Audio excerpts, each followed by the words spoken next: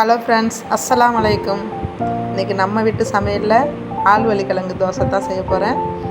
அதுக்கு 3 ஆழ்வள்ளி கிழங்கு எடுத்து வச்சுருக்கோம்.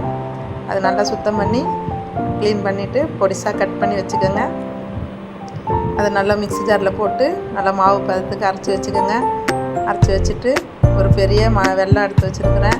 அதை தூள் பண்ணி ஒரு கிளாஸ் தண்ணி ஊற்றி அடுப்பில் வச்சு காய்ச்சி எடுத்துக்கோங்க. எடுத்து ஃபில்ட்ரு பண்ணிவிடுங்க.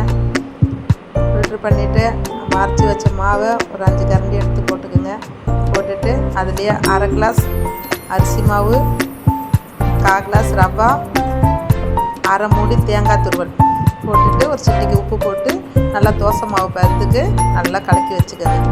கலக்கி வச்சுட்டு தோசைக்கல்லில் 1 டீஸ்பூன் நெய் ஊற்றி தோசை ஊற்றினா கமகமண்டு சூப்பரான சுவையான ஆரோக்கியமான ஆழ்வள்ளி கிழங்கு தோசை ரெடி. குழந்தைங்களுக்கு இதுலேயே நட்ஸ்லாம் போட்டு புளி பணியாரம் மாதிரி நல்லா செஞ்சு கொடுத்தா பிள்ளைங்க விரும்பி சாப்பிடுவாங்க, ஆரோக்கியமாக இருக்கும்.